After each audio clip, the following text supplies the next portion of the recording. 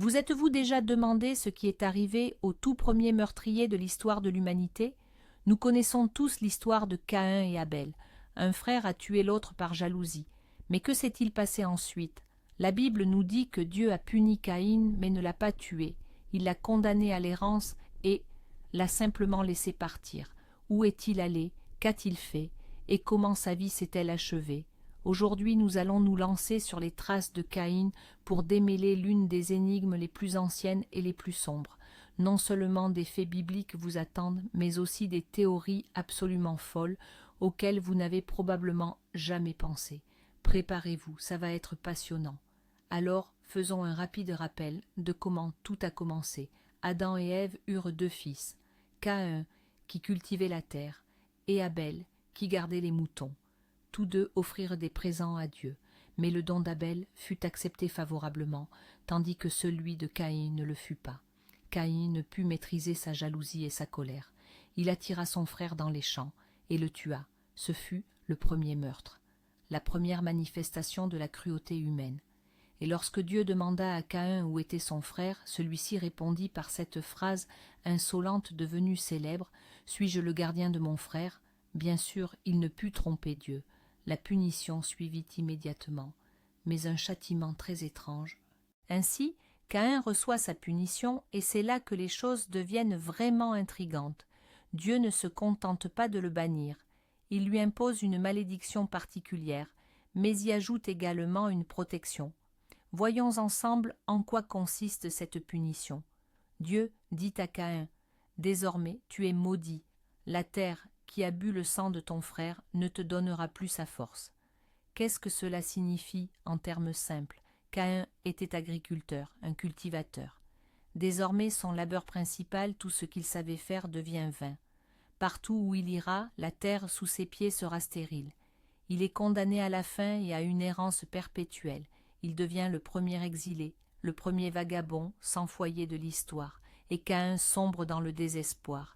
Il dit à Dieu que la punition est trop lourde. Il ne craint pas l'exil en soi, mais plutôt que quiconque le rencontre ne le tue purement et simplement. Et c'est tout à fait logique. Dans un monde sans loi ni police, il est le premier meurtrier, et il est désormais une proie facile. Et c'est ici que Dieu fait quelque chose de totalement inattendu. Il accorde une protection à Caïn. Il déclare que quiconque tuera Caïn sera vengé 7 fois. Et pour que tous en soient informés, Dieu fit un signe à Caïn. Nous arrivons maintenant à la célèbre marque de Caïn. Lorsque vous entendez cela, qu'imaginez-vous? Sans doute une cicatrice sur le front, une marque au fer rouge, ou même un tatouage magique, comme dans les séries télévisées. La culture populaire nous a fermement ancré cette image en tête. Mais, très probablement, ce n'était pas du tout ainsi. En fait, dans le texte hébreu original, le mot utilisé est « ôter », qui se traduit par « signe » ou « présage ». Ce n'est pas nécessairement quelque chose de physique sur le corps. Cela aurait pu être un geste particulier, un mot, ou même simplement une aura divine invisible qui repoussait les agresseurs. Certains théologiens estiment que c'était simplement une promesse de Dieu à Caïn, qui agissait d'une manière ou d'une autre sur tous ceux qui voulaient lui nuire. Autrement dit, la marque de Caïn n'est pas une marque de honte, mais au contraire un signe de protection divine. Paradoxal, n'est-ce pas? Caïn est maudit, condamné à une errance éternelle, mais en même temps, il est sous un programme divin de protection des témoins. Il ne peut pas être tué, et c'est avec ce destin étrange et ambivalent qu'il part pour son voyage à l'est d'Éden.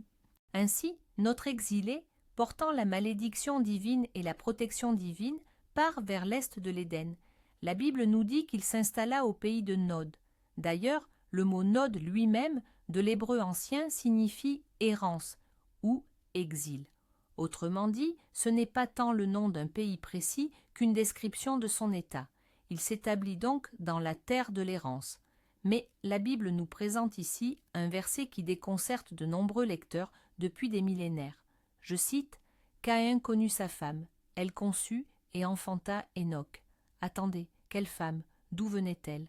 Selon la chronologie la plus simple, seul Adam, Ève et Caïn lui-même auraient dû être sur la planète à ce moment-là.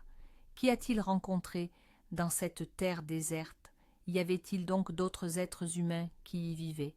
Cette question a donné naissance à deux théories principales, toutes deux intéressantes à leur manière.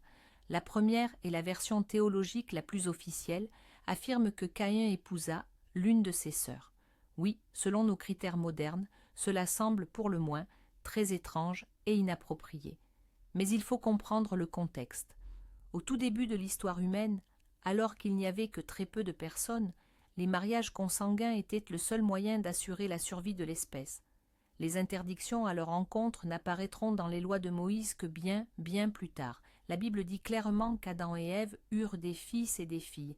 Il est donc fort probable que la femme de Caïn fut une fille d'Adam et Ève, sa propre sœur, ou, éventuellement, sa nièce.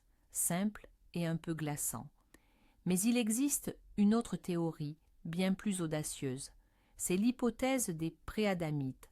Selon celle-ci, Adam et Ève n'étaient pas les tout premiers humains sur la planète en général.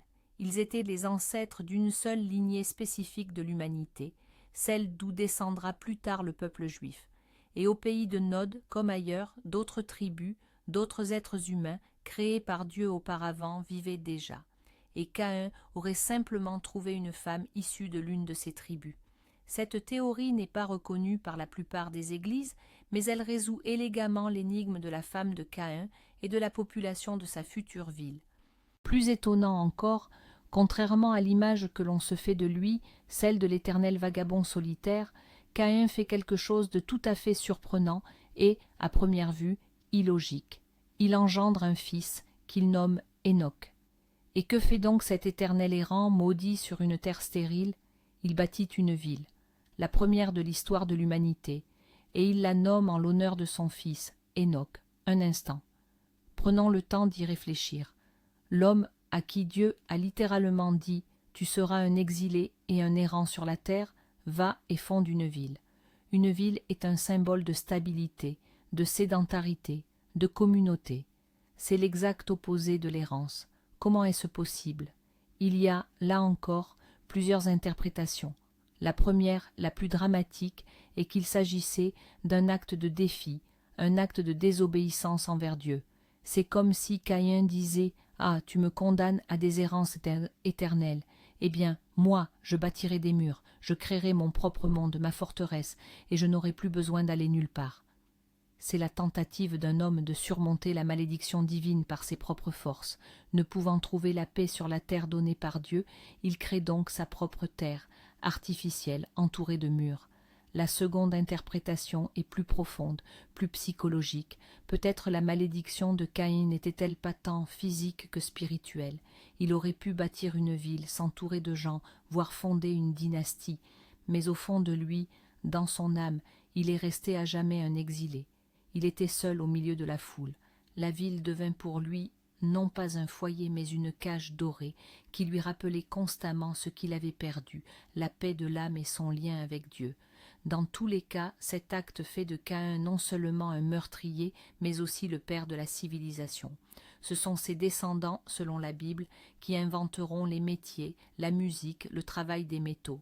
Il s'avère que toute la civilisation urbaine et technologique que nous connaissons tire son origine du fratricide maudit, et cela nous mène aux légendes les plus sombres et les plus étonnantes à son sujet. Pour finir, nous plongerons dans le monde des apocryphes, des légendes et des théories absolument délirantes. La Bible se tait à ce sujet. Mais l'imagination populaire, elle, ne connaît pas de limites, et plus l'histoire contient de zones d'ombre, plus l'imagination déborde.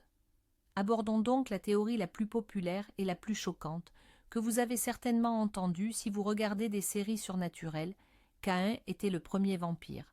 Précisons-le tout de suite. La Bible n'en fait aucune mention. Cette idée a vu le jour dans les années 90 dans l'univers du jeu de rôle sur table, Vampire, la mascarade. Mais pourquoi a-t-elle tant perduré? Parce qu'elle colle étonnamment bien à l'histoire. Considérez par vous-même, Caïn a versé le sang de son frère et a été maudit par Dieu. Il est condamné à errer éternellement sur la terre de Nod, ce qui peut être traduit par terre de la nuit. Il porte une marque qui l'empêche d'être tué, le rendant pratiquement immortel. C'est un paria, séparé de la lumière et de la grâce divine. Reliez tous ces points, et l'image du premier, du plus puissant des vampires, le père de tous les suceurs de sang, se dessine d'elle-même. C'est une belle et sombre légende gothique, mais au fond, ce n'est qu'un conte. Voici une autre légende, non moins célèbre, qui tente d'expliquer la mort de Caïn. Elle raconte l'histoire de son descendant à la 7e génération, nommé Lamech. Ce Lamech était un chasseur, et il devint aveugle avec l'âge. Un jour, il partit à la chasse mené par un jeune guide. Soudain, le guide vit quelque chose bouger dans les buissons, et il cria à Lamech de tirer. Lamech tendit son arc et tira au hasard. La flèche atteignit sa cible. Lorsqu'ils s'approchèrent, ils virent avec horreur que Lamech avait tué son ancêtre, Caïn, qui était alors un vieillard décrépit. Comprenant ce qu'il avait fait, Lamech, dans sa rage et son désespoir, frappa son guide et le tua également. Cette légende contient une terrible ironie. Caïn, protégé par Dieu de la vengeance des étrangers, finit par tomber sous la main accidentelle de son propre descendant. Toutes ces histoires, des vampires à la mort accidentelle à la chasse, sont des tentatives pour combler le vide laissé par la Bible. Elles montrent à quel point l'image du premier meurtrier a passionné les esprits. Mais le véritable dénouement biblique de son histoire s'est avéré bien plus vaste et définitif. Alors, comment son histoire s'est-elle vraiment terminée? La Bible ne nous dit pas comment ni quand Caïn lui-même est mort. Pas une seule ligne n'indique « et Caïn mourut à l'âge de tant d'années ». Son destin personnel s'interrompt brutalement, et cela aurait pu être la fin de l'histoire, n'eût été un événement d'une portée colossale. Mais la Bible nous révèle le destin de toute sa lignée, et c'est peut-être là la véritable et effrayante réponse à notre question. Quelques générations plus tard, le grand déluge s'abattit sur la terre, celui-là même avec l'arche de Noé, un déluge qui, selon les Écritures, anéantit l'humanité entière, à l'exception de la famille du juste Noé. Et maintenant, attention, voici le rebondissement.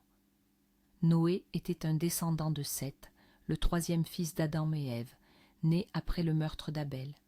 Cela signifie que toute la lignée de Caïn, tous ses descendants, bâtisseurs, musiciens, forgerons, tout son peuple et sa ville, furent tout simplement effacés de la surface de la terre. Leur héritage fut entièrement anéanti. Ainsi, la malédiction du vagabond éternel s'est manifestée à l'échelle la plus globale et la plus définitive qui soit. Il ne resta personne pour poursuivre son œuvre, ni même pour se souvenir de lui. Sa lignée s'est avérée une impasse. Voilà l'histoire, du premier meurtre à l'oubli total d'une lignée entière. Caïn n'a pas seulement disparu, c'est tout son monde qui s'est évanoui, emporté par les eaux du déluge. Merci d'avoir regardé cette vidéo jusqu'au bout. Si vous avez aimé démêler ce mystère ancestral, n'hésitez pas à laisser un pouce bleu et à vous abonner à la chaîne pour ne rater aucune de nos prochaines enquêtes. Et maintenant, une question pour vous. Selon vous, quel fut le véritable destin de Caïn? Et que représentait réellement sa marque? Partagez votre théorie dans les commentaires, j'ai hâte de vous lire.